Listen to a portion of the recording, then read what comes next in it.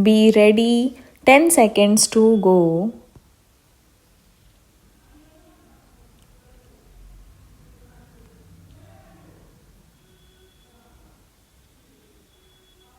Start. Sir, the scheme contemplated in Section 13 of the Banking Companies Acquisition and Transfer of Undertakings Act is under preparation.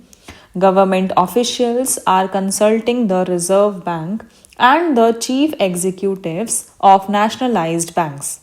Whatever constructive suggestions you may make will be taken into consideration.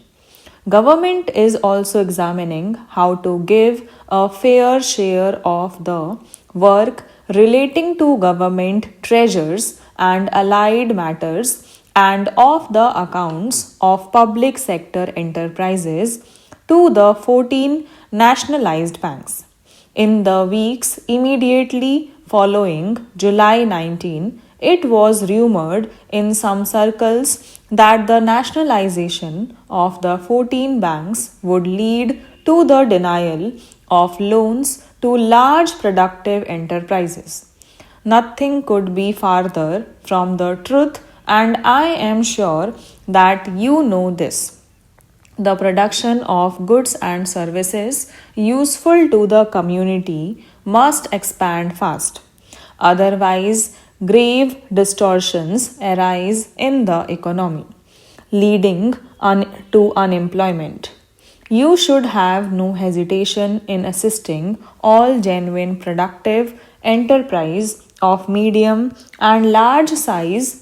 However, please do remember that in India, bank finance has not always been measured by lenders against actual production needs, and that there has not been any effective check on the end use of bank money.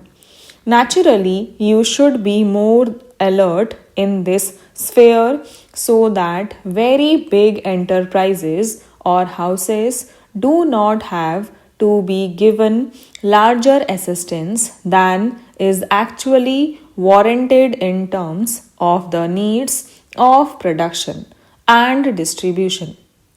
The Reserve Bank should be able to advise you in detail in this matter. Similarly, in lending against shares and commodities, you would be well advised to be vigilant so that allegations of cornering of shares or of goods in short supply for unsocial purposes with bank money do not arise. The devices to ensure this are matters of detail which, for the present, with the advice of the Reserve Bank, you should be able to work out. There are a few other points to which I should like to draw your attention.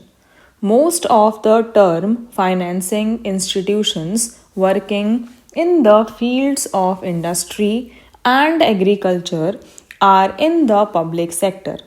As there is a government representative on the board of every financial institutions, there is greater opportunity than before to coordinate our actions and attitudes with term financing bodies, particularly at the state level, so that the short term and long term needs of development are adequately taken care of. As I have mentioned earlier, it would be useful to be actively in touch with the state and union territory governments so that they do not remain in ignorance of what you can do and what you cannot, and they may so trim and adopt their expectations as to get the best out of the monetary system for the good of the public without nationalized banks having to depart from sound canons of wise financing.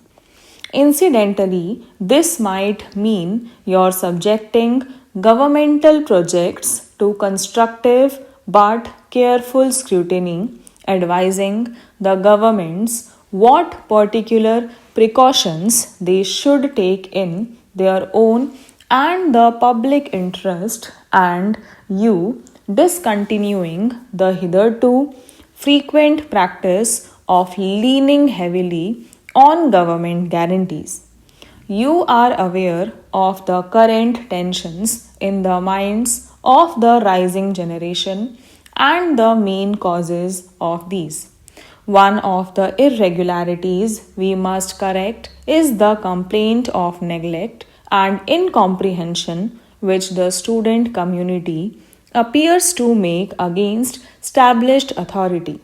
It is good to learn that some of you have schemes for financial assistance to students in need.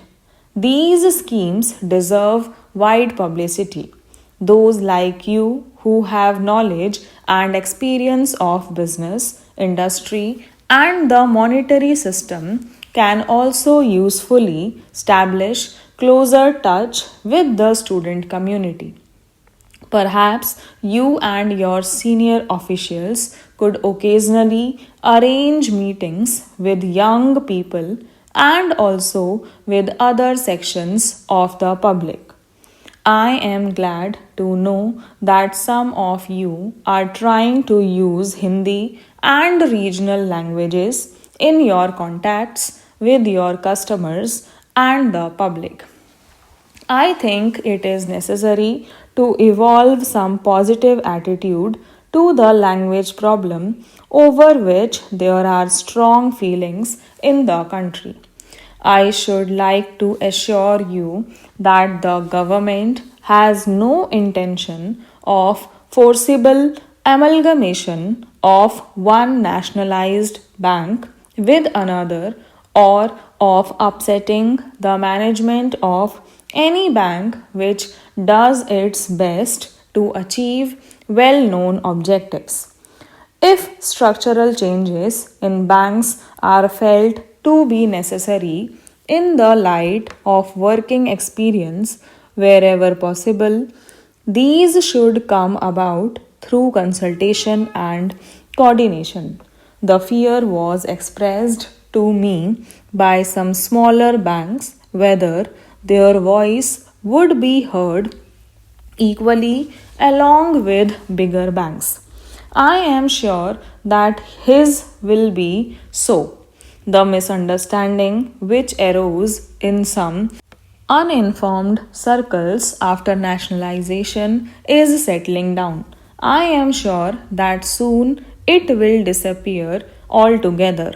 The nationalized banks, the Reserve Bank, and the Central Bank will, however, be judged by the country mainly by quality and depth of the endeavor they make towards ensuring social and economic justice and for upliftment of the weaker sections of society. Stop.